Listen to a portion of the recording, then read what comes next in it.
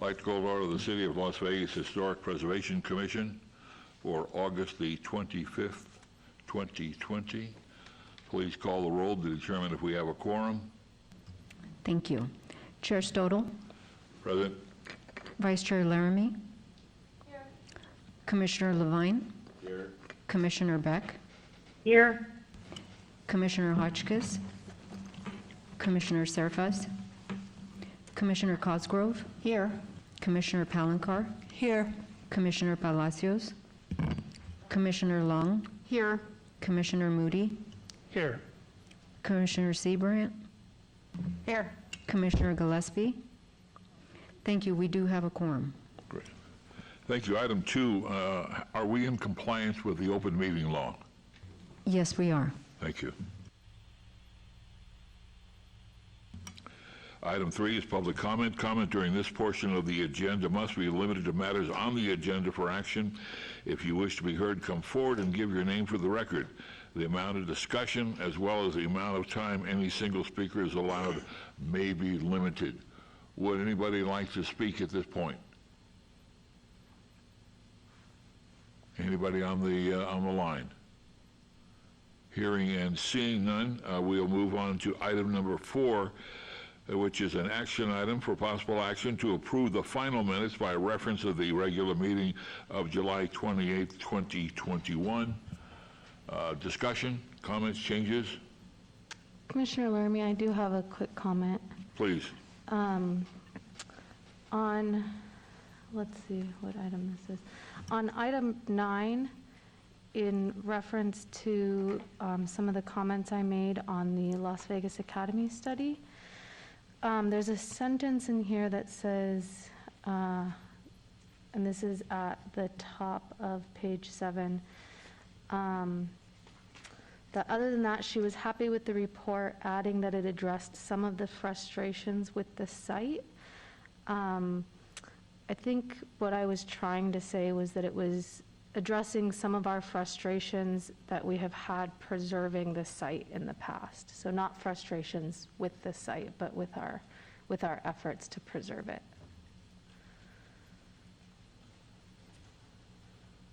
And that's all. Further comments?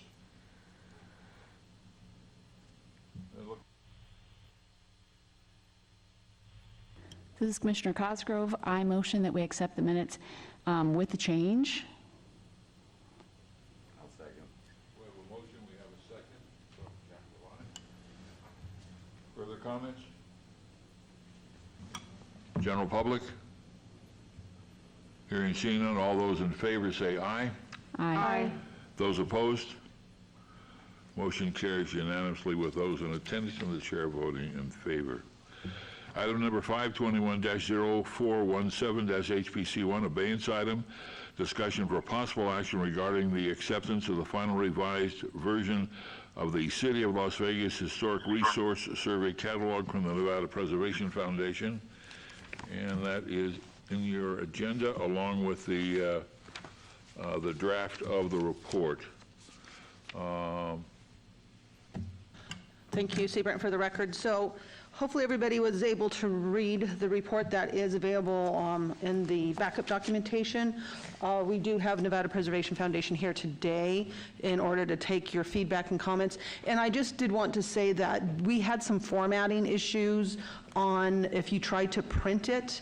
And I think we had some formatting issues as it was online, so there's bits and parts that there are some missing letters and stuff. We reprinted it, and that seemed to be corrected. So there was a bit of a formatting issue on our end. So I will let Nevada Preservation Foundation take it from there. Great, thank you. Good afternoon. My name is Mariana Ruiz. I'm the Director of Preservation Services for the Nevada. I was wondering if you could move over to one of the microphones. Oh, there's one I can see right there. Can you hear me? Thank you. Is that okay? It's not on. The red light on the mic is just. Oh, hello. Hello? There you go. Okay, good. My name is Mariana Ruiz. I'm the Director of Preservation Services for the Nevada Preservation Foundation. And we're here today to review that draft that you received for the survey catalog. I did receive initial feedback and comments from Diane, so thank you. I didn't have the name of the, assuming 2 people that gave me these comments, but thank you to whoever the commissioners were. So I'm here to touch upon some of that feedback and also to answer any additional questions that you all may have or any other comments. We can address those today.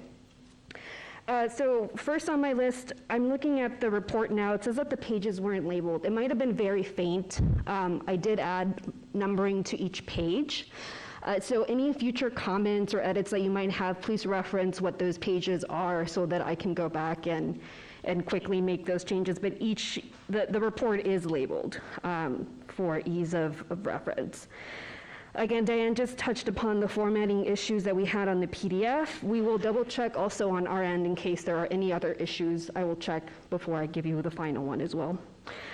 We will do proofreading in order to make sure that we didn't oversee or there weren't any problems with the spell checking. I will go through again and proofread everything. Now down to some of the comments that we received. We did acquire all of the available reports that were listed in the catalog. If there are any that are missing, some might be restricted. I know some were missing from SHPO, and I've reached out to SHPO multiple times. I haven't received some of the reports that are listed in the catalog. Some are they're resource forms, or they could be large binders. And it's up to SHPO's discretion. I know that the large binders, they just didn't have the resources to scan them, but I will ask again and try to get all of that information to you. Let's see, another note was, there is a second part to this project, and it is a survey of properties in the valley that are pre-1939. That part of the project will be done in the fall based on the research that we acquired for the catalog. So that is coming. There were quite a few questions regarding figure 1, which were Diane's initial notes that she gave me. I included them in the report just for to have as a reference, because we did use those initial notes as reference. So I can answer any questions regarding that if you have. We will review any name changes to the authors that was brought up. For example, the Nevada Historical Society. There were a few concerns with that name, whether they were associated with the State Museum in Las Vegas or whether they were their own entity. We will go back and double check and revise all the names of the authors just to be sure that everything is current. We have also included a contact list in the report showing the organizations that we emailed, contacted. I will include those that I called, so I apologize if I didn't put those in the draft, but we did call a lot of those federal organizations, so I will include those as well. Another point that I want to make were the maps. So we went back and forth with SHPO, and SHPO required that we included a map as an index to reference. In this case, it's a map of every ward. I agree that the maps might be difficult to read, but this was one of SHPO's requirements. We can go back and speak with SHPO and see how we can make them better or more legible, so that's fine, but I just wanted to make sure to note that those maps were required by SHPO. Fraser Hall, the NRHP for Fraser Hall, that was an oversight. I will include the updated survey as well for the Las Vegas Academy that was noted in the comments. We will update Appendix C, which is the Las Vegas Historic Register. Diane, I will contact you about them. There were a few, I think a couple properties that weren't in that list, and that list came from Diane, so we will go back and forth and update that. Let's see, the Biltmore Bungalows does have two separate records, one for the 2003 project and one for the 2021 that is the one that we're working on. Excuse me. So those are two different records in the report. I just wanted to note that. And then one of the other big things was the fixed guideway project. That is a huge project, and it comes in 3 or 4 different binders. Again, SHPO has access to each one of these binders, And due to either resources, or I know that 2 of them were extremely large binders, they need to go back and scan what's in those binders. So again, I will touch back with SHPO and see if that's something that they can give me so that I can pass on to you. But I do agree that is a very important projects that we need to include. So those were some of the notes that I received. Let me see if there's anything else. Oh, the Victory Hotel, we will update that. I apologize for that. We will update that note on the Victory Hotel as well.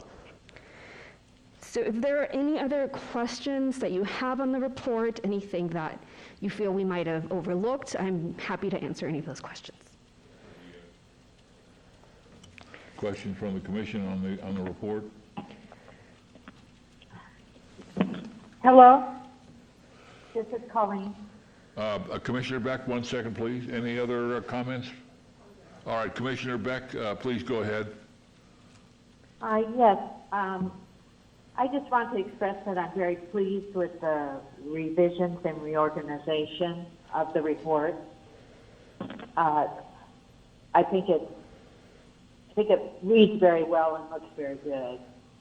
I do want to support the SHPO request for the maps for each ward. Mm-hmm. And anyway, I'm very pleased with this document. Great, thank you.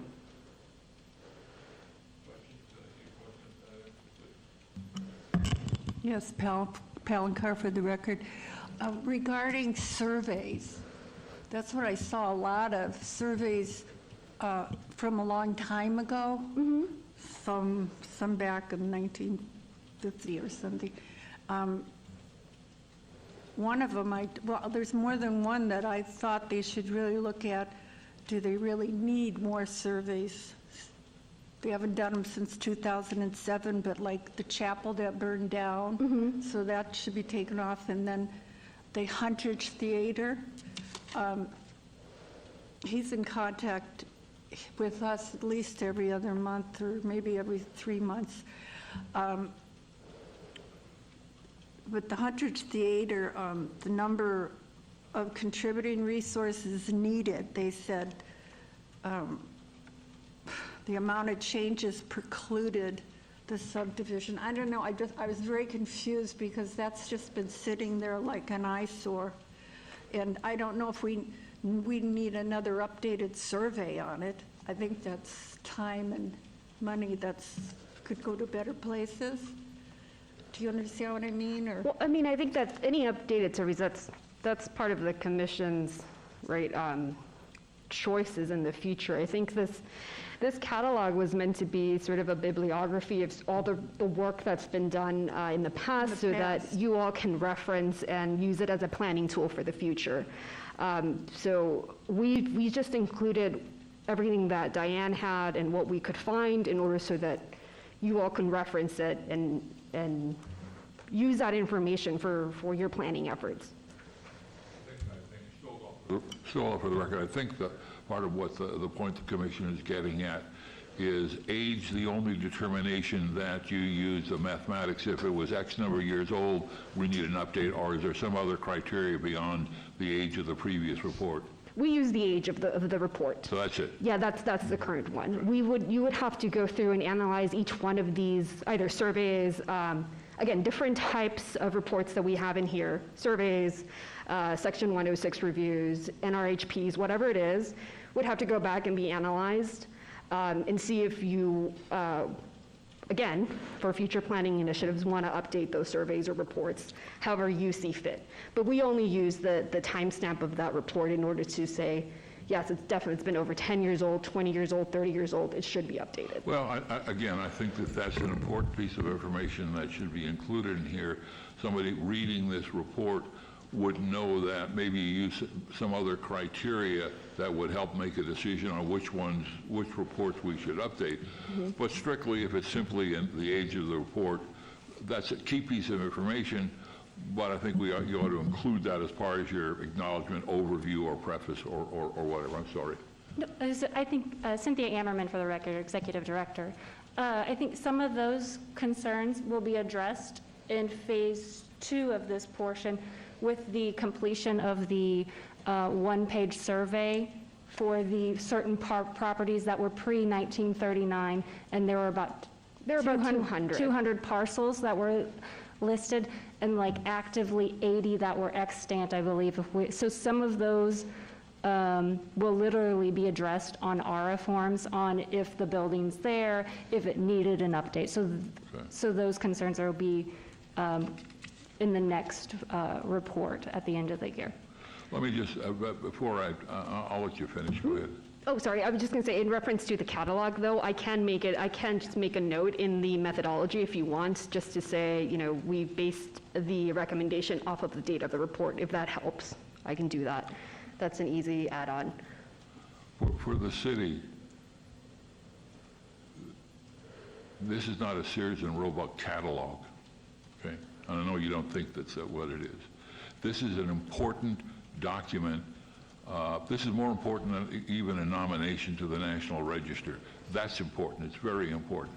But this document is going to be used by yourself and future consultants in the city of Las Vegas. We're going to rely on this document.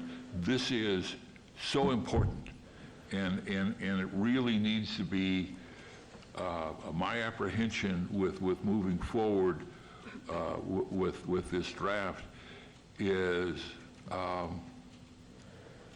there are other state and federal agencies I don't think they're listed here that just they have to have reports on something that has occurred in the city of Las Vegas. You say you didn't list some of them, but I'm assuming the reason you didn't list some of them is they don't have reports. Right, exactly.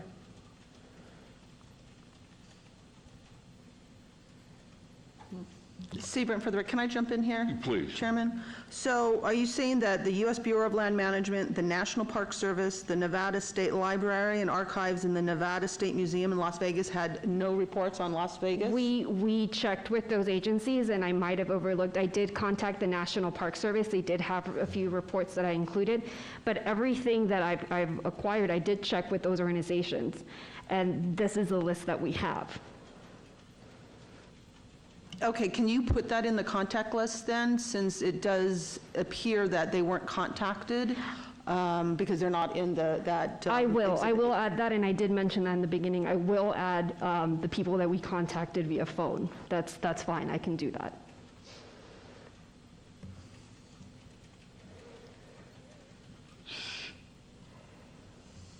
The hesitation I have stems in part from the listing you have for the Nevada Historical Society, and that it's incorrect, and missing a key volume. I think you're missing volume 3 on one of the surveys. Says it's missing. It's not missing. Again, a lot of those questions that you had were referencing Figure 1, which were Diane's initial notes. Those were just initial notes that she gave me. You're referencing, I believe, it was like this Resources of Central Las Vegas survey, which is a massive survey. It's 3 volumes. We have all those 3 volumes. They're included.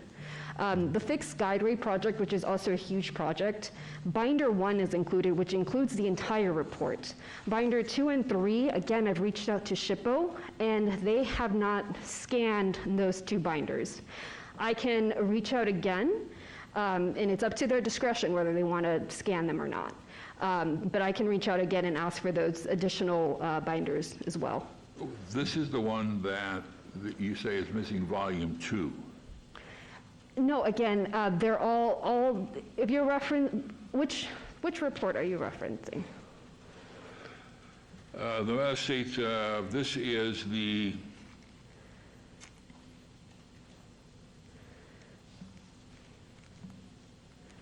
And I did have a hard time since I could not read any of the page numbers, so I had to use the page numbers that's in the report. And I that's understand. on page 50, so let me just look at page 50.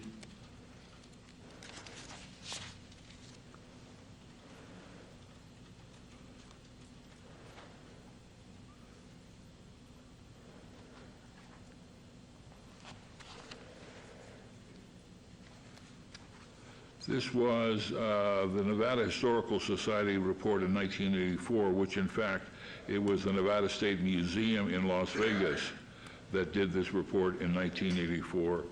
And so I will be more than happy to send a copy of all the questions. I have significant concerns with some of these, and I'm not ready to vote for approval of this point. That's fine. To me, this is, as I said before, to repeat myself, such an important document. I agree. And I would like to see some of these, and I'll send a copy to Diane, and she can forward to you, so there's a record of the concerns. But I'd like to give you 60 days to kind of fix these things and come back to the commission, so when we send it to SHPO, it is not sent back again, and we've got another delay. I'd really like to send something to the SHPO that is as clean as we can. So I'm not sure, Diane, is there a way that we can hold this in abeyance for 30 or 60 days, or does staff have a recommendation? I'm getting counsel that's saying, yes, we can obey. Yes, as Phil Burns, legal counsel, you can obey this for 60 days. And well, we don't have a meeting in November, so this would be 60, it would really be like 70 days until the first week in November. Is that December the 8th? 60 days would be roughly October. 60 days would be October. Oh, October, okay, so we'll go, okay. I believe it's October 25th is the next meeting. Excuse me, it's And okay. these are minor points, I'm sure you can check it out, but I was... October 27th. I was upset that I kept seeing Fremont spelled F-R-E-E. Again, I and know it's a spelling thing, and I know, can that be is a cleaned up. spelling, that is a spelling error, and we will proofread, we will double check everything. But not just that, you'll go through Yeah. and maybe move up the paginated pages, so it's not way at the bottom and doesn't get caught. Thank you. Yeah, we can do that. And I will work with Diane, we will have to talk to SHPO, because they were expecting a draft, so we will just coordinate with that and come back to the commission. Well, I'd like to make a motion, we hold this in abeyance until our October meeting. I second it. We have a motion, we have a second. Further discussion? Hearing none, all those in favor say aye. Aye. Those opposed? Motion carries unanimously with those in attendance and the chair voting in favor. Thank you for your understanding and your help in getting this third time. Such an important document. Of course. That I'm sure that you want to have this as something you're really proud of as we go forward. Absolutely. Absolutely, thank you. If I may, I know we already, I wanted to note, I met with the SHPO, with the Historic Preservation Officer this morning, and we discussed this project a little bit. And it is a I had asked her if anything like this in Nevada had been done, and it is a precedent-breaking project, not only for Las Vegas. So we understand how important and significant the project is. And so I just wanted to let you know that we are breaking precedent for the state in compiling this catalog.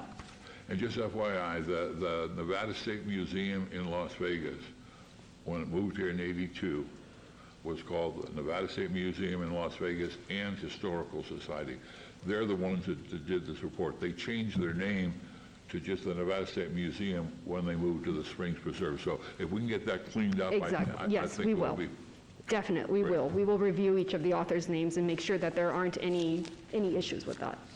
Thanks for your help and understanding. Thank you so much. Thank you. Thank you, have a great day. And Mr. Chairman, Seth Floyd, just to confirm for the record, for the clerk, it's October 27th is that October meeting date. Great, thank you.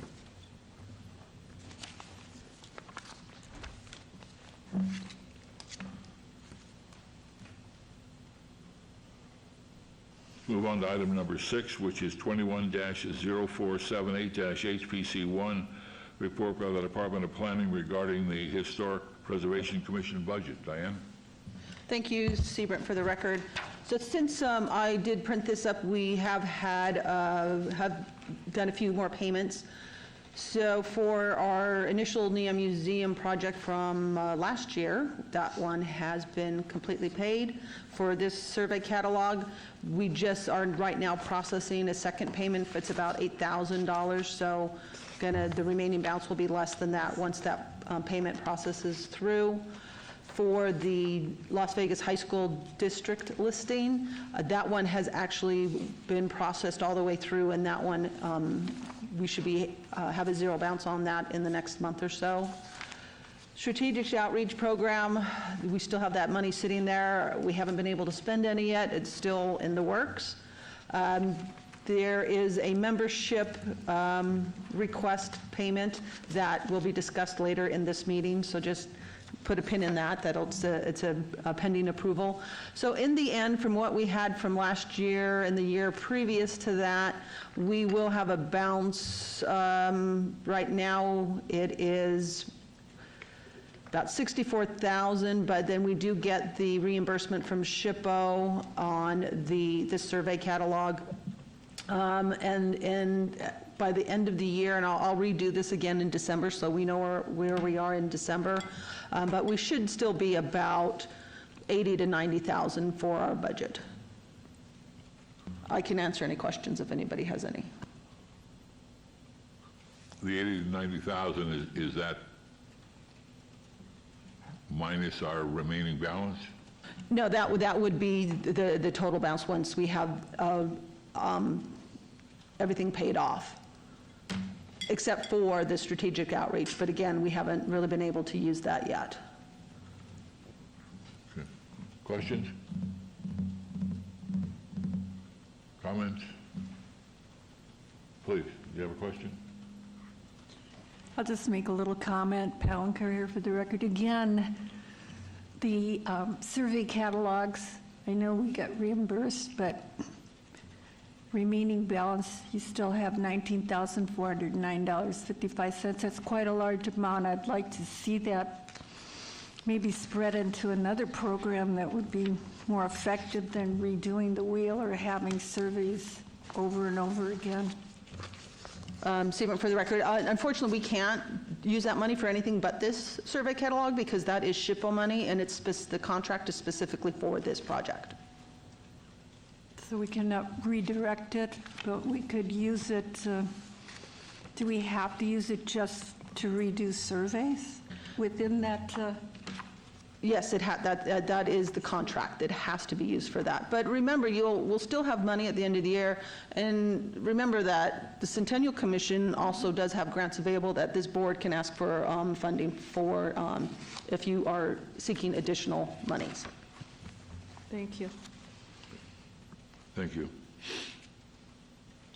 Move on to item number 7, which is 21-0479-HPCC1, discussion for possible action regarding the approval of a grant of $10,000 to the Neon Museum for their Times of the Signs public education series, and its authors to authorize the chairman to execute the grant agreement on the property at 770 North Las Vegas Boulevard. Diane? Thank you. So, Seaborn, for the record, so this is a request from the Neon Museum for support of 2 programs. And this, if everyone remembers, these are matching grants. So the Neon Museum would match the $10,000 that we would reimburse them for the other $10,000. And we have a representative here to give a presentation for the grant proposal request. Welcome, and for the record, identify yourself. Hello, I'm Derek Weiss, Education Manager at the Neon Museum. As Diane mentioned, we're seeking funding to support our Times of the Signs series, which is lectures and panel discussions geared towards the local community, primarily an adult audience, and taking place at the Neon Museum in the Neon Boneyard, surrounded by the historic signs in the collection. These are typically offered 2 to 3 times a year, although we've slowed down over the last year or so due to everything going on in the world. But we're wanting to bring these back in the Boneyard, so when the weather is nice, so ideally fall, spring, and winter, They've been very well received in the past. Typically, we have about 50 to 100 people attend, sometimes more. And usually it's either a small fee or a free admission ticket. And then just to give a few examples of some past programs, we've had panel discussions about the Moulin Rouge Hotel and Casino, Showgirls at the Stardust, as you can see on this slide, family-friendly Las Vegas in the 1990s, as well as panels on sign design and sign painting and related topics. So try to have a broad range of topics covered related to Las Vegas history. And then the two that we have in the works right now would be for this fall and then the spring of next year. So next month we are planning a panel on the frontier strike from 1991 to 1998. Currently, we do interpret that story, that history, a little bit at the museum on a daily basis, but this would allow us to really go deeper and hear from some of the people who are actually part of it. So for this program, we are planning to partner with UNLV and the Culinary Union. We will have Clay T. White, who is the director of the Oral History Research Center at UNLV, as the moderator. And then a few of the panelists from the Culinary Union, including Gloria Hernandez, Giancarlo Arguello Klein, and Mary Burns. And we are also going to be working with historian Maribel Estrada Calderon, who's a recent graduate from the master's program in history at UNLV and just completed a thesis on the frontier strike. So she'll be a part of the panel as well. And then with her, we are also going to be curating a small exhibit for the lobby, the former La Concha Motel that is now our visitor center. That'll be up for at least 3 months, and that's going to be a bilingual exhibit in English and Spanish. So it's a first for us in that regard, so we're excited about that. And really with this particular panel, we're hoping not only to delve deeper into the story of the frontier strike, but also to be more inclusive of the local Latinx and Spanish-speaking community members.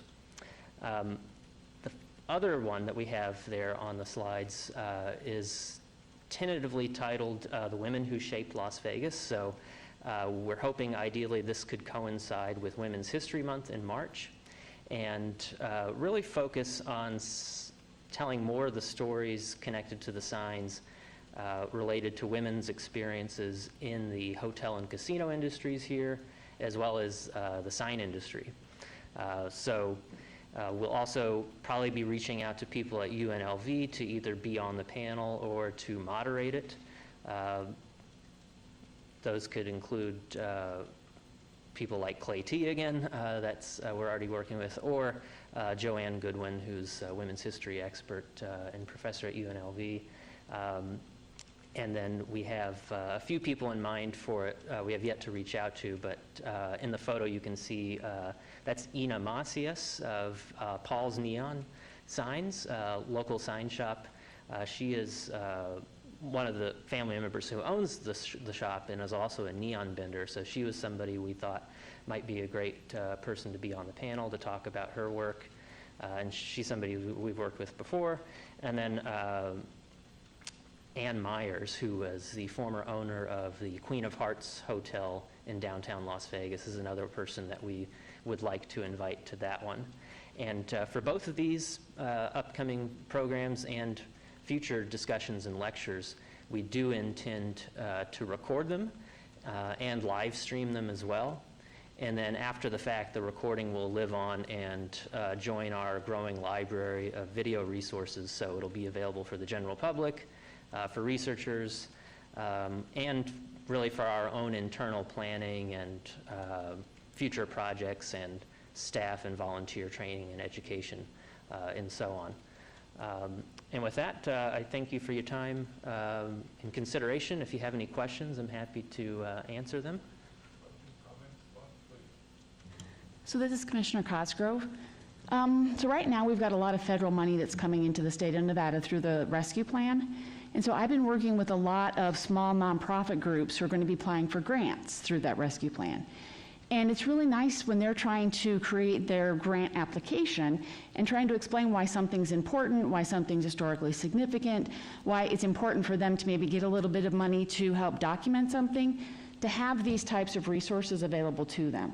So creating a historical record for itself, I agree with, because I'm a historian, but it's really helpful for community members when they're trying to do economic development or neighborhood beautification or any number of things that they're going to be able to do, to not have to try and recreate a historical record themselves, to have this available to them, to be able to use to promote all kinds of different good community service. So I appreciate this type of stuff. That was part of my question. I noticed part of the budget, and that was a lot of programming that you outlined for $10,000. So I don't think that you're lavishly spending funds to get all that done, but you do include AV tech photographers, and there's recording and editing services. But to follow up, rather than being stuck on a shelf, the recording, are any of these going to be available on the Neon Museum site? These are wonderful programs, and you'd mentioned 50 to 100 people could attend, but it'd be great to get thousands of people to see this material, and then secondly, also as a reference material that the Commissioner was talking about. So it's a long question, but a short answer. Will these be online? Yes, that's exactly the plan. We, over the past year or two, really have put a lot of video resources on our YouTube channel. And they live elsewhere too on other social media sites and can be added to the Neon Museum website. So that's definitely the plan, is to have, like I said, a growing library of video resources. If you check today, if you're just clicking around on our YouTube channel, you'll see that we have a number of past lectures and discussions already available to watch, and these will join them. Great, thank you. Questions, comments, please? Yes, Commissioner Surface, I just want to compliment you on your efforts, and I think it's really pretty amazing how you're taking a sign from the past and using that as a facilitating point for the panel to discuss and refresh their memories about those places and what happened there. It's an excellent approach, and I wish you the best of luck with it. Thank you. Further questions, comments? If not, Mr. Chair, through you. Please. Commissioner Moody, for the record, it sounds like the panel so far for the Frontier Strike event are mostly on the employee side. Have we invited anyone from the employer side to participate? We have not, but we do intend to share their side of the story, so to speak. The Alardi family, who owned the Frontier during this time. Maribel and Clay T. will most likely, in their portion of the presentation, discuss kind of their point of view and provide the kind of the whole context of this moment in Las Vegas history. And then it'll shift to be more conversational with those people who are part of the union. So just as a follow-up, they have or have not been invited to participate? We have not reached out to them, and we do not have plans at this moment to do that. But as I mentioned, it will be touched on in the panel itself. Okay, thank you.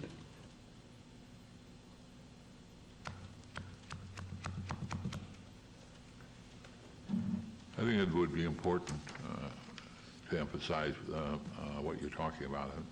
The result of that strike was the hotel was torn down.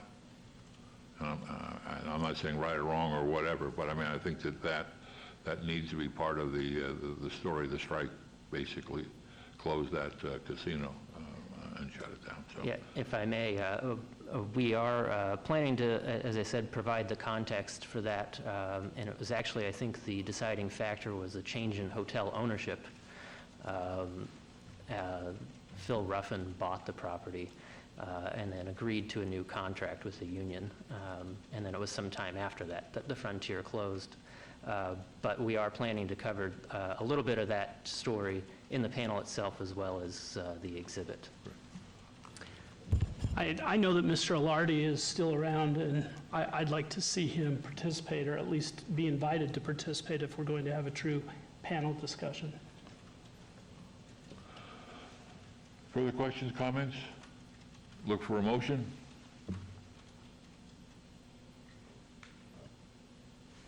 Commissioner Levine, yes, I move that we accept the $10,000 grant. I'll second it, Commissioner Surface. We have a motion, we have a second. Further discussion? Hearing none. General public? All those in favor say aye. Aye. Those opposed? Motion carries unanimously with those in attendance and the chair voting in favor. Thank you very much. Good luck. Thank you.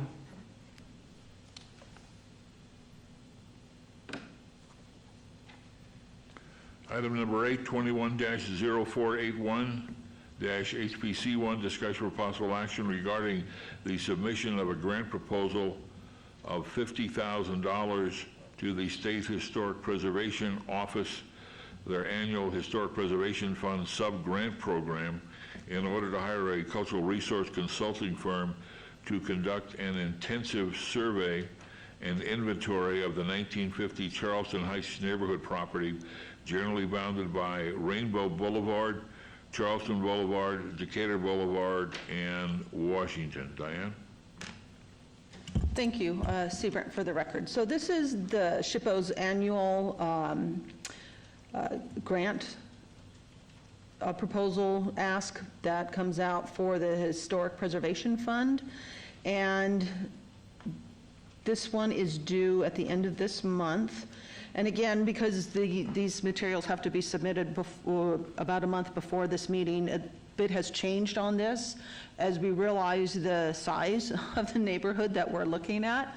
So just so that you, I'll go over that here in a second. So as I said, the grant proposal is due on the 31st. I have most of it completed, and we will be asking for the survey and inventory. And this is going to be for the Charleston Heights neighborhood. As the chairman read, that it is to hire a cultural resource consulting firm, and this would be, again, we would pay for the services, and then SHPO would reimburse us once we pay for it. It is a matching grant, so it's a 60-40 match, and we normally do that with an in-kind contribution. It does need to be completed within 10 months. They will review, SHPO will review the grant applications next month. They haven't announced when they will actually award them. I'm assuming late September, perhaps early October. And it is to conduct an intense level survey and inventory of the Charleston Heights neighborhood. Now, this area has not been previously surveyed. It is a mid-century residential, commercial, and public buildings. So when we started looking at this, we realized that Charleston Heights has approximately 6,000 plus parcels in it, which is entirely too much to do in one go. So we pared it down to the 1950s, and we will look at the historic context, archaeological context, and if anything is eligible for the historic register, both national and Las Vegas register, and that is both the, if it's a district possible, or individual buildings. And this is the area of Charleston Heights. If anybody is unfamiliar with it, again, it is that huge area from Charleston to Rainbow, and Decatur up towards the highway. And we just found out that there's about 63 subdivisions that call themselves Charleston Heights. And this is when we realized that we need to go back to where it started. And looking through some documents, we found out that the area started, the first parcel was at, it was then called Fur. It's now Alta Drive, but it's at Alta and Falcon Lane. And this is the map. So if we go back to the previous slide, you see there's the big arrow, the big red balloon that says Alta and Falcon Lane. And then that is, if you look, kind of go up towards the freeway, you'll see where it says Upland Boulevard, and these are the houses we would concentrate on. And we were able to look at each ones that were constructed between 1955 through 1959. So looking at this area, this is the first area that was built, what was then considered in the 1950s the western edge of the city of Las Vegas. And again, looking through what our survey catalog draft was submitted, we don't have anything that was surveyed in this area. Nothing's been recently surveyed in this area. I drove through the area a few times. It looks like there's some buildings could definitely hold their historic integrity. There's also a lot of buildings that have been radically modified. So we won't know if anything actually is eligible until we do an actual survey. And there's still, this one has 620 parcels in it. That's still quite large. So we may, once we put out the RFP, we may have to scale that down again to maybe the 55, 56, I don't know. But we'll have to see what SHPO says. So I am happy to answer any questions anybody has. Questions, comments, thoughts? Palancar for the record. Diane, the dates. So are we still going with from 1955? Is that what we're considering for the Charleston? Yeah, so that's when the first, that was when the first housing development was constructed there, was in 1955. Okay, so, but we will include 56, 57, 58, 59 now? That's what we're looking at, yes. Does that change it for any of the other historic districts too, or no? I'm sorry, I don't understand the question. Well, since if I'm speaking for the John S. Park, which was one of the first, that was, their deadline was, I think it was even 54, because June's house was 55 and she didn't get included. So are we changing the dates to include all the way to 1959 as historic districts, or? Okay, I understand what you're asking. So in order to be on the historic register, it has to be, for the National Register, 50 years old or older. For the Las Vegas Register, 40 years old or older. So 1955 falls within that parameter of what would be considered a historic property. And then that's why we would look at it to see if it is eligible. But so anything, think of anything from 1970 back is eligible for historic listing, if it meets the criteria. But that's from now on, not going retro back.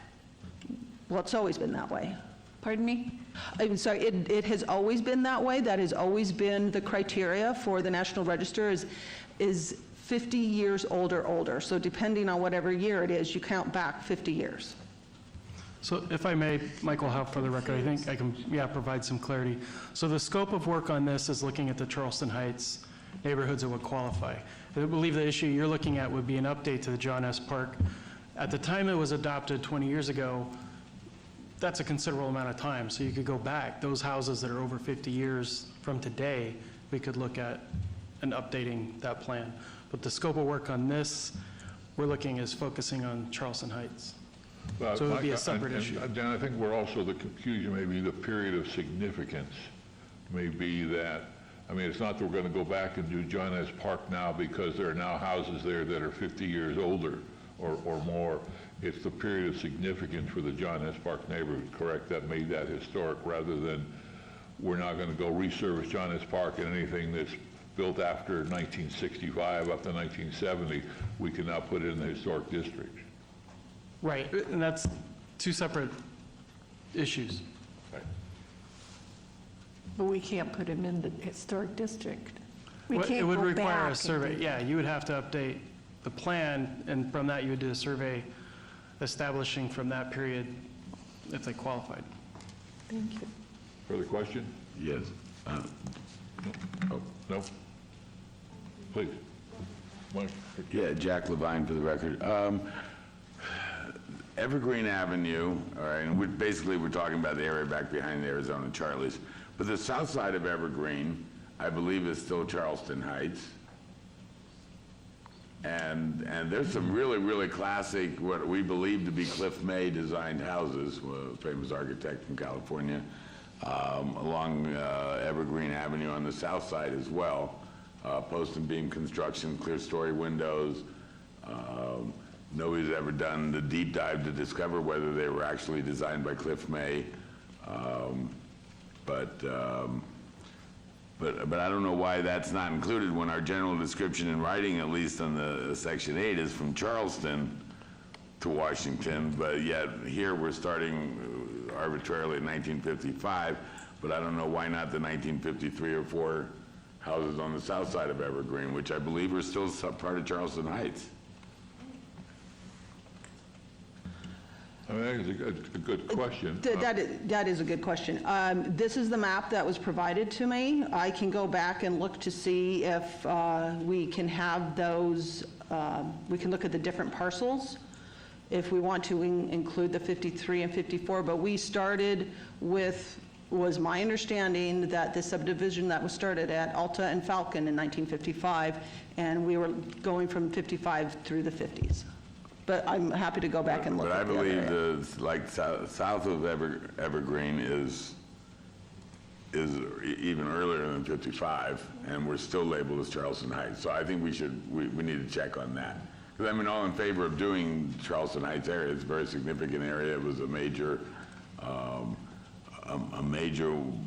big planned neighborhood. Well, this is almost like the Summerlin of its time in one. It was. I mean, no homeowners association or anything like that. It wasn't technically a master plan community, but the Sprawl construction company, I don't know what their exact name was, Sprawl Homes. Right. That built all of these, bought huge swaths of land and built using the Charleston Heights names all the way to 63, which is clear north of like almost at Lake Mead and Rainbow. So, Staff, Diane, the question is I think that the commission sounds like it's in favor of approving this, with the idea though that we would be looking at the earliest elements of Charleston Heights.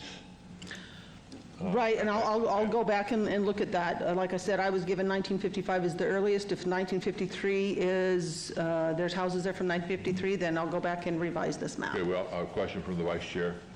Commissioner Laramie, so with the understanding now that this is such a large area, and I apologize, I don't totally have this comment thought out, because I'm trying to think through it as we have this conversation. But would it make sense to do, instead of an intensive level survey, perhaps a broader, like windshield level survey and a focus on the historic context, so we can really first understand the broader area of Charleston Heights and all of the different subdivisions and potential districts within them before we just jump into an intensive level survey? Because I know, and I say that knowing in Beverly Green, when we went through our survey process, the recommendations actually came back with 2 different neighborhoods because of the vast architectural differences in the north side of the neighborhood versus the south side of the neighborhood, which partly because they were built at different times in the 50s. So it might be better to try to get a lot of information to start with before we jump into intensive information and assuming there's districts where maybe there's not. That's a great idea, and I'm more than happy to change it to a windshield level survey of the entire Charleston Heights neighborhood area. Does, still off of the record, does is there a, this is an important area, needs to be surveyed. The question is what's our first steps? Is there an ultimate end for the city? Is there a use that the city has that we need to head towards that goal?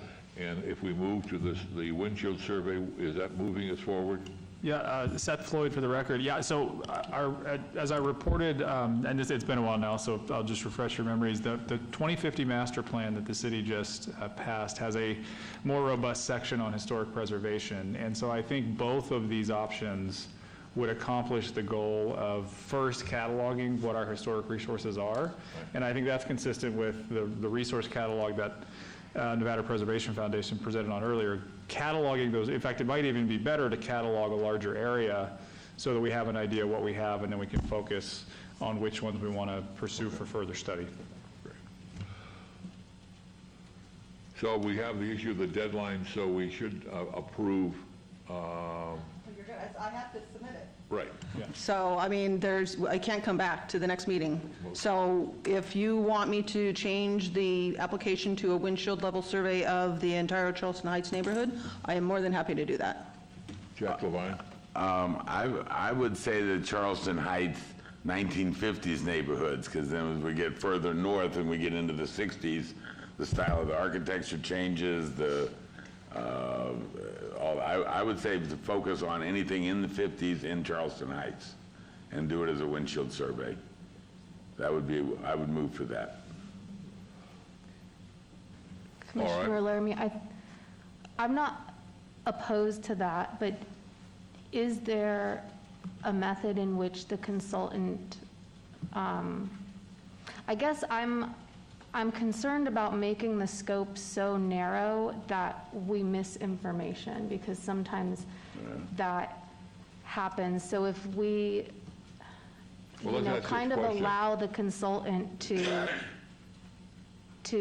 tell us how this area could be viewed in a historical context, I think we should leave it open, and perhaps their recommendation would be just for them to focus on the 50s. The question, Diane, did you say that you know the exact number of houses in both the 50s and 60s? Because my question Yes, so there is, in the backup material, I didn't put it as part of the slideshow, but in the backup material, there is the map of Charleston Heights tracks, and I'm showing that the construction goes back to 1954 and up to 2021. Obviously, we would not focus on that. We could go from 1970s backwards, and if Commissioner Lyon says that there's 1953 structures, we'll have to go back and look to see if that's the case, and we would include those. So my question is for $50,000, can we do the 50s and 60s, or is that too much? Is there too many houses in the 50s, or is there a small, in other words, can we get the report we're looking for both the 50s and the 60s for the $50,000? Seems a reasonable number, especially for a windshield, but I don't, we would need to know roughly the number of houses. Right, and like I said, that entire area is like over 6,000. So for 50,000, then we could definitely do the 50s. We could ask for the 60s as well. Commissioner Laramie, I guess as long as we were getting a robust historic context along with it, the context would address the broader history that I'm trying to get at, and then the windshield survey could just do the 1950s properties so that we have a full decade to start with, and then we would know what to survey next based on that context. Diane, Does that make Seth, sense? a question would be, this is an important historic neighborhood, back to 53 all the way into the 60s. And we'd like to move forward, but we have a deadline we need to meet for the $50,000 request to SHPO. I'm not sure, and staff's not sure, if for $50,000 we can get the robust survey and the backup material. Is there any problem with us getting the $50,000 and then the HPC or the Centennial Commission adding another $10,000 or $15,000 to get the survey we're looking for?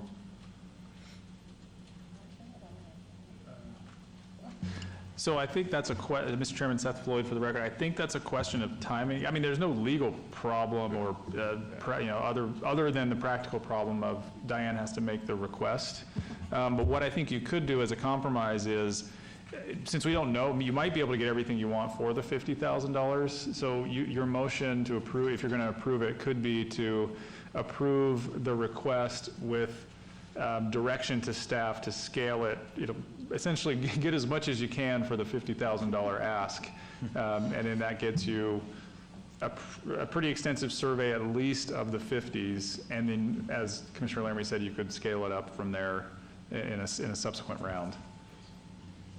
That is funded either by the HPC or by the Centennial Commission.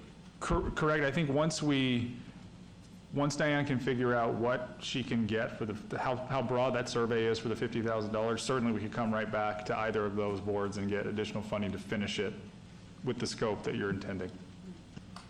All right, but what's the bare minimum that we want out of the, we want a survey definitely of the 50s, for sure, and then we want The historic context for the entire area that identifies as Charleston Heights.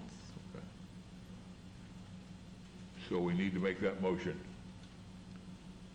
I think that is my motion, okay? And that we start at the earliest properties with a Charleston Heights designation and move upwards from there. And we include the robust.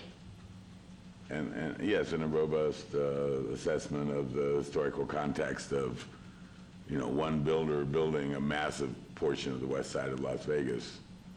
All right. We have the motion. Do we have a second? I'll second it, Commissioner Surface. Did you get the second? Okay, we have a motion. We have a second. Further discussion? Hearing and seeing none. All those in favor say aye. Aye. Those opposed?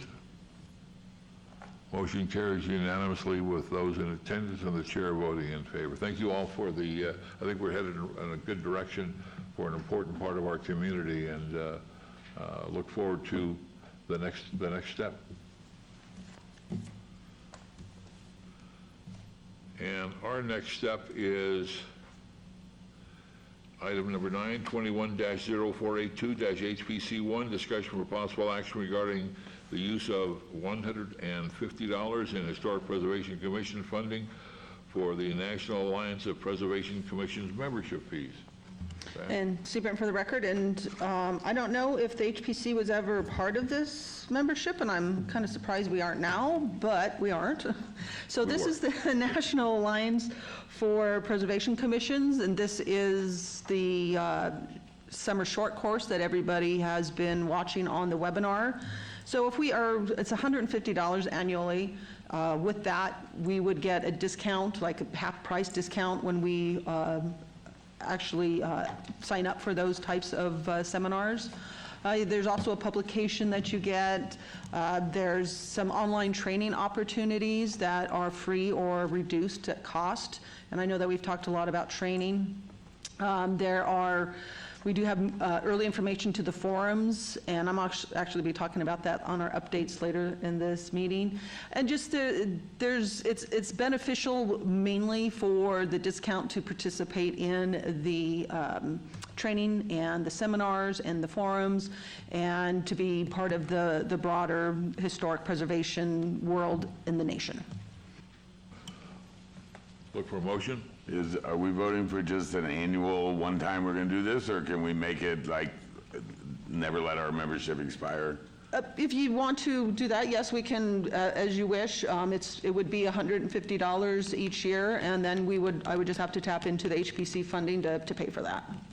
I would so move that it would be renewed annually automatically without any further discussion from the board about it. Seems to me I remember that the city doesn't like annual renewals automatic. I think what you could do is this would just be a line item on every year's budget that Diane brings to you, and then it can be just part of your regular approval of the budget. So maybe that's a compromise between the two. Yeah, that's fine. As long as we don't have to debate it every year. Okay? That's your motion. That's my motion. We have a second? I'll second it, Commissioner Surface. We have a motion, we have a second. Further discussion? Hearing none from the general public. All those in favor say aye. Aye. Those opposed? Motion carries unanimously with those in attendance and the chair voting in favor. Great, thank you. Item number 1021-0483-HPC1, report by the Department of Planning, an update on the master plan initiatives. And again, Seymour for the record. So this was a request from the HPC asking for an update since we did implement the master plan. So in this slideshow, everything that's in the black text is what's written in the master plan. As you recall, we do have a specific section that is for historic preservation.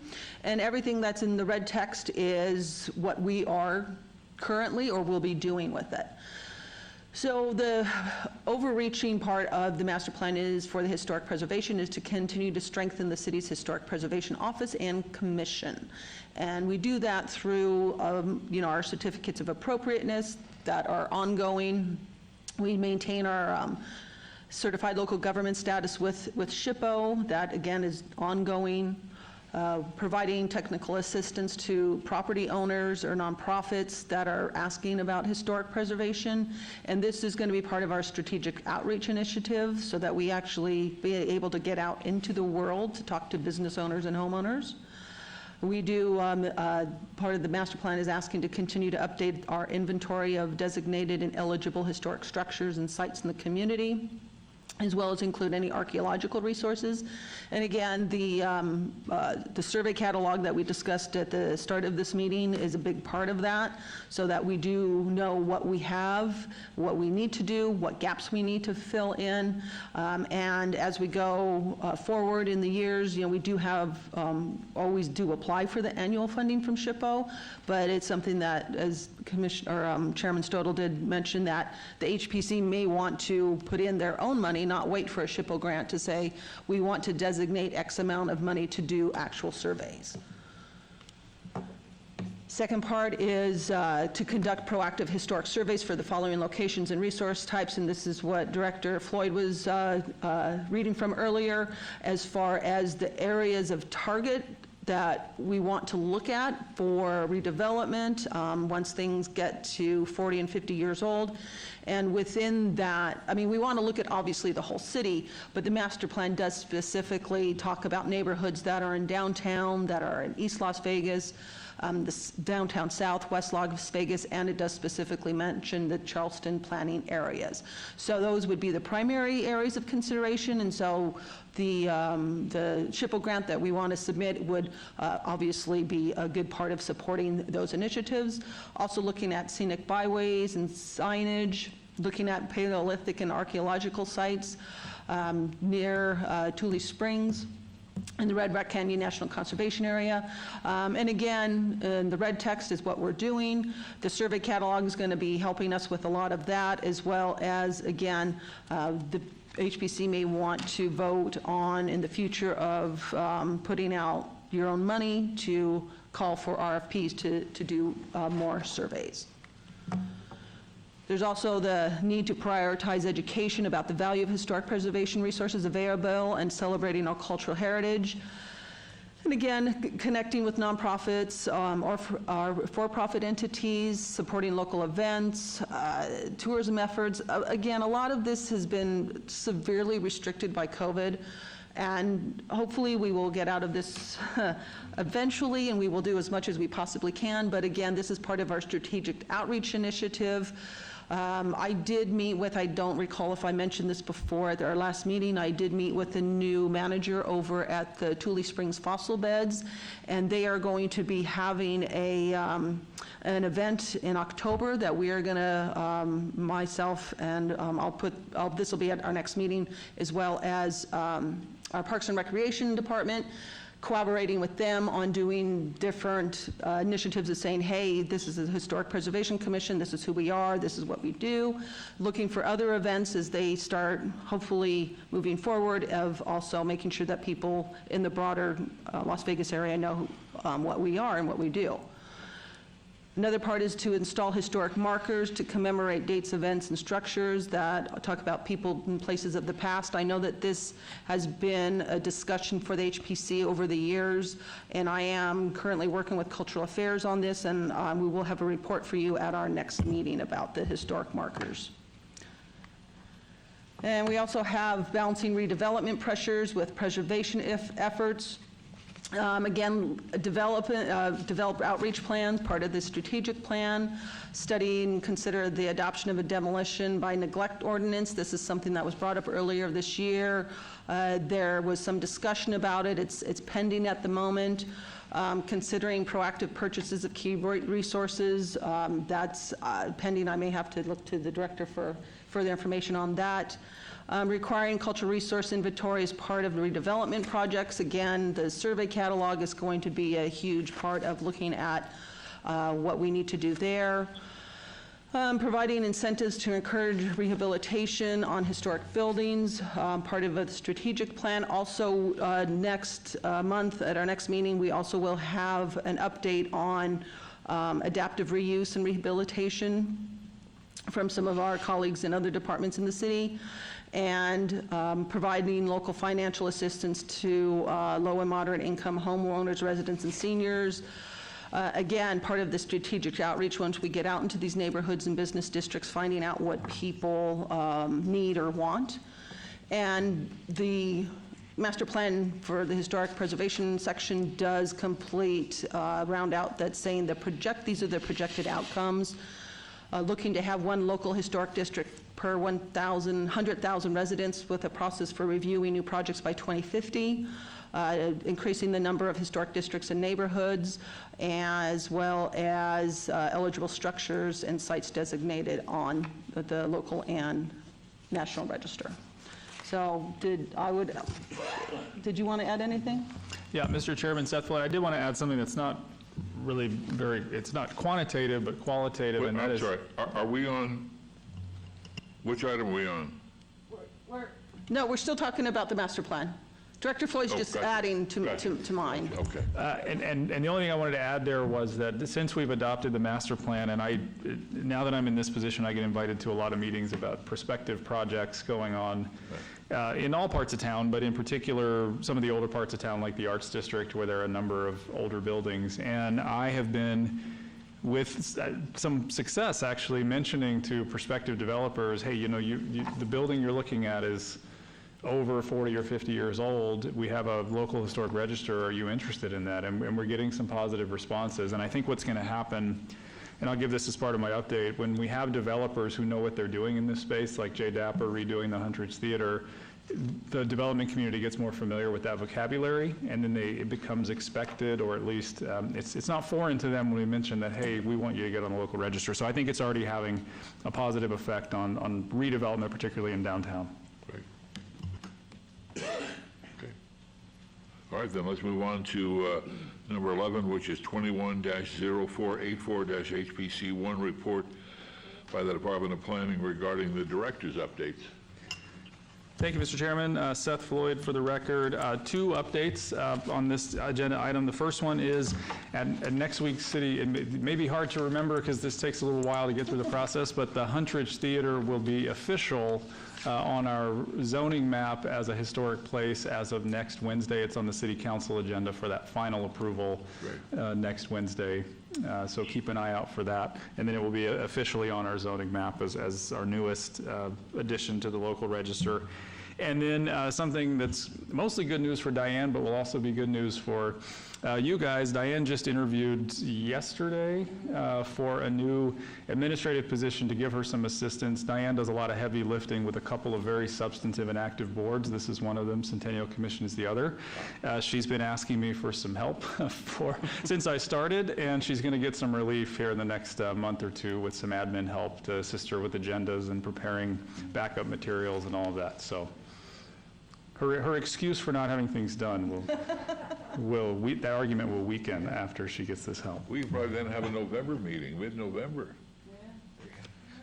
Okay, great. That's good. Really is good news. I mean, it's good news for the city, for the commission, for Diane. I mean, it's really a positive, because there's just so much work that's been piled on, and it's all important. But great. Further questions, comments? Hearing none, let's move on to item 12, 21-40485-HPC1, report by the Department planning regarding project update list. Okay, so, and thank you very much, C. Brandt, for the record. So for our updates, we do have the Las Vegas High School National Register of Historic Places, the district listing. The packet has been sent to SHPO, and they are looking at it, and they haven't gotten back to me yet. I don't have a date of when they will get back to me, but that is pending, but it is in their hands. And as Director Floyd did say, that the Huntridge Theater is going to be ratified at City Council on September 1st.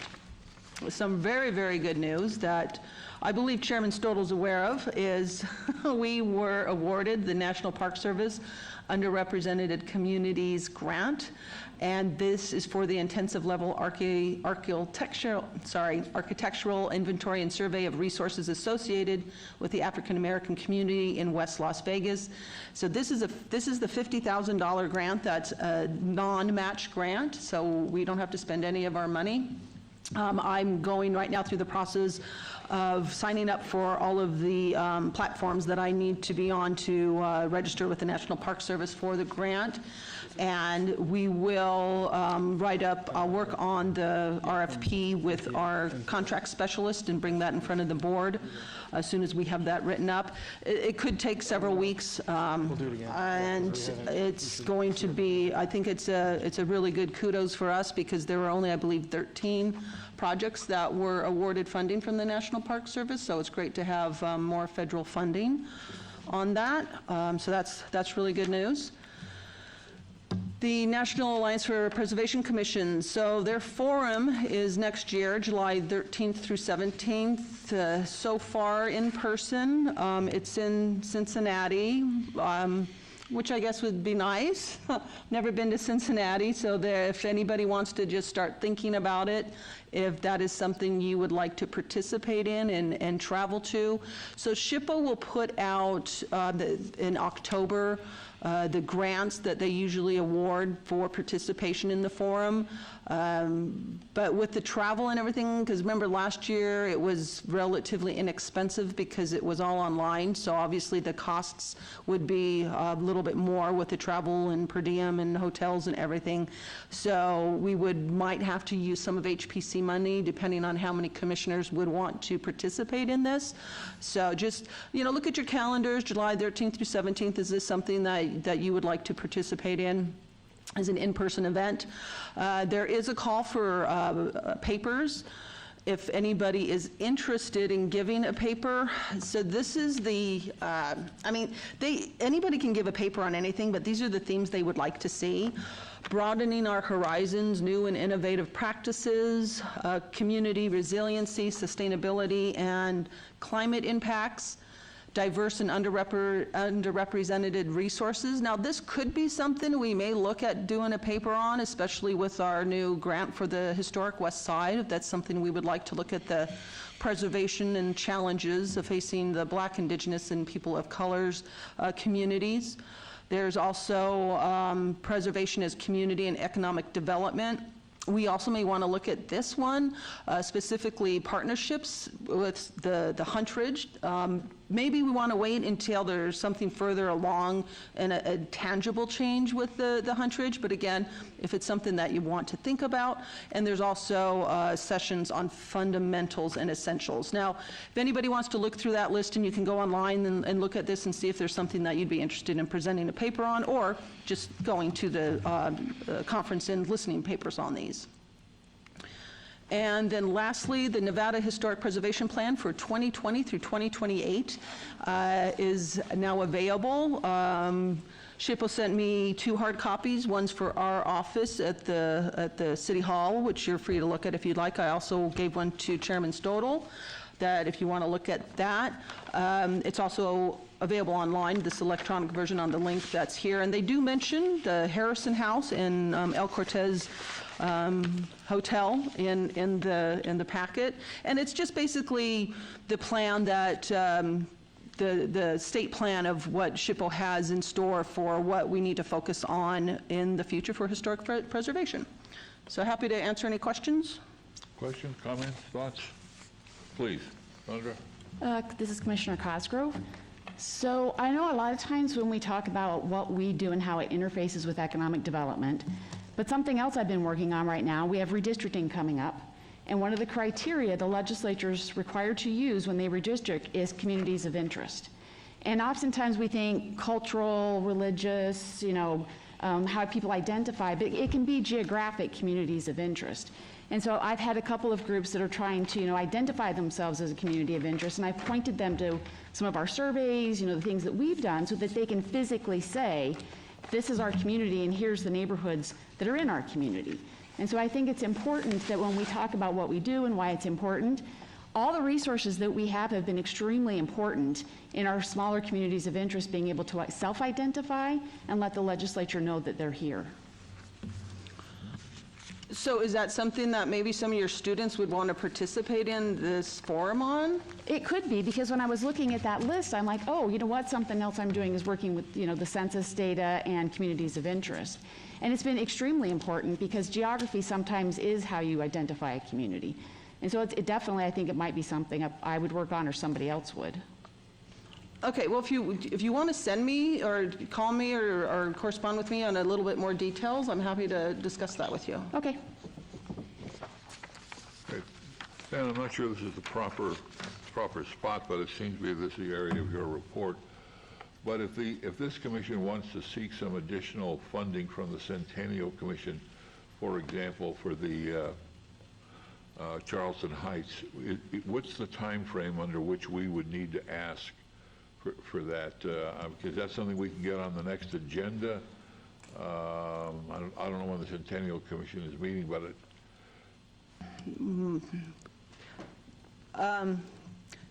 yes. Yes. I would just have you just look at that and see what. Well, I can tell you that my agenda is due next week. So if you want to work with me, Chairman Stodel, on putting something together, okay, we can get it on it, yes. All right. The other question is, I notice Huntridge is here. When's the next quarterly report due from them? It should be October, but they're not going to have a lot of updates because they are still in the process of doing planning. I think we're going to ask them to come to our December meeting for December 8th. I don't have a problem if they come to their quarterly meetings and tell us that they don't have anything. I mean, I don't want to skip quarterly meetings because they don't have anything. Yeah, the part of the quarterly meetings is to let us know that they have something or don't have something. It's not just when they're ready. Those were booked specifically so we would get some update. And if the update is we're still working on it, that's great. Okay, I'll have to go back and look to see when their quarterly meetings are due. I don't recall off the top of my head. Thank you. And then the last one is I've been getting the sense that several members of the commission are attending these virtual online from the commission, Preservation Commission, their virtual seminars.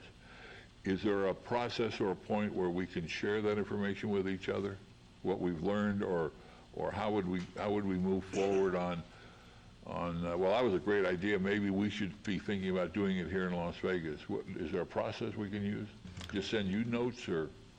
So you want to have everybody's input of sharing what they've learned? I think that would be. Yeah, I was going to propose that at the next meeting. So I agree. Whatever you want to do. I mean, if you want to take, a half hour out of our meeting next time to have a discussion, everybody wants to send me notes and we can compile them. Well, now that you have an assistant. Well, not yet. Well, I just got a sense in overhearing that there was a lot of good information on the first day, and maybe the issue would be we would send you all of the notes that what we thought is important for Las Vegas. Or Jack, what were you thinking?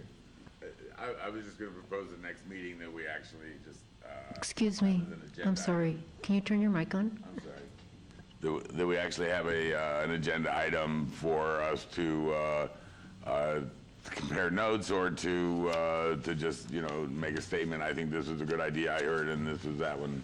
Right, and we did that last year. So last year, I just had a report, and I had a report of all the sessions, and I believe that several commissioners sent me notes of what they thought about each session, and then we had a discussion about it. So I was thinking we were going to do the same thing, but if you wanted to make it something more than that, we can. Okay, well, however it gets on the agenda, whether it's routine or whether, I propose it in the next item. It will be on the next one, I promise you. But I think we should all send you whatever, so you can... Yes, please do. Yes, send me any notes or any thing that you have that you took from the meetings or the sessions. All right, any further discussion on item number 11, please, Vice Chair? Commissioner Laramie, I just had a quick question on the National Park Service grant for underrepresented communities. That was granted to the city, so is the plan to hire a contractor to carry that out? Yeah, that's what we'll put out the RFP for, yes. Okay, and then will we, as the HPC, get updates and chances to comment on that report? Yes, of course, it'll be like any other project. Okay, gotcha. I was just a little confused, sorry.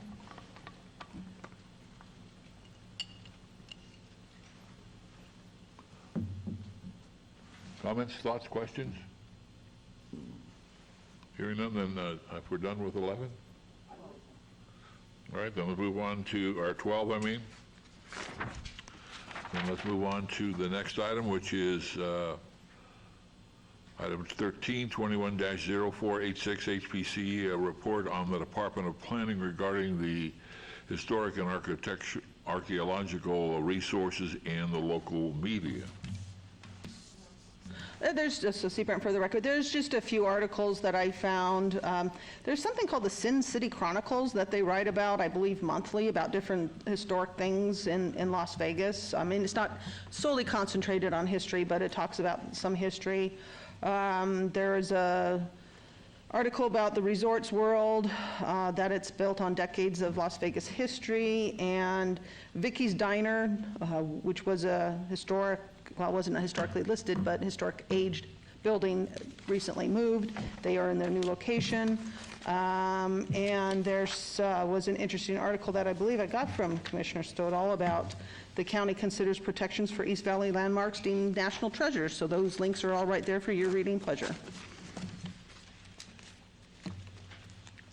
Comments, thoughts, moving forward? Hearing none, let's go on then to item 14, 21-0488 HPC1, discussion regarding topics for future agenda items by the Historic Preservation Commission.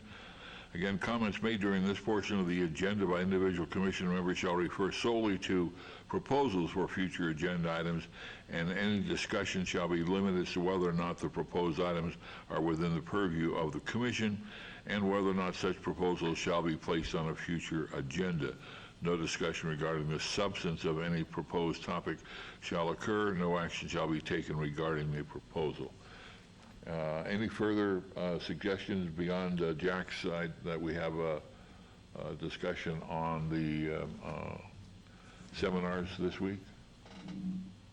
I would just comment that yesterday's is there a permit for that? Was a really, really good discussion of all the things that the Historic Preservation Commissions can do and how they can work together with planning and development and expanding the scope of what we do. There's a lot of really good information in there. It was yesterday's. I watched the first half hour of the mid-century modern one that started at 11, and then I had to leave to come here. But very good basic starter information. If you don't really have a good scope of what mid-century modern is really about and why it's so important and why it's so why it's still happening and why it's not just something that's going to fade away again. All right. So, I'm glad you're enjoying them. They usually put on good sessions. Yeah, no, I'm real impressed and pleased. So and then there's stuff in there that we really should talk about doing and implementing. So I think next month's discussion will be really good for that. And again, starting tonight or tomorrow, all of them have been recorded and are available, and you can watch on the weekends or at night and take some additional notes, so great. Yeah, they should be available for 60 days, so the ones that we obviously missed because we're here today, we can go back and watch. All right, move on to item 15, which is citizen participation. Public comment during this portion of the agenda must be limited to matters within the jurisdiction of the commission. No subject may be acted upon by the commission unless the subject is on the agenda and scheduled for action. If you wish to be heard, come forward and give your name for the record, the amount of discussion of any single subject, as well as the amount of time any single speaker is allowed may be limited. And hearing and seeing none, we will adjourn. Thank you all. Oh, I'm sorry. Yeah, for the end of item 14, I wanted to add that we wanted to create and implement guidelines for the existing historic districts for the next time, right? We want to work on that so that not only real estate people know, but the actual homeowner knows. Commissioner Palancar, I think what you're asking for is going to be part of our strategic outreach. What you mean about telling people about that if they live in a historic district? But also we need to actually review the existing guidelines that were original and go over those, see if we can add or we need to subtract anything from them. And Diane, I think that was covered by Jack Levine's motion. That will be one of the things that was on the seminar. And so we can include that discussion. And for example, the Beverly Green design guidelines have never really been published or even finished, and that's something that's been riding through the meeting after meeting here without being mentioned in a while. So, same thing. I apologize for adjourning so quickly, but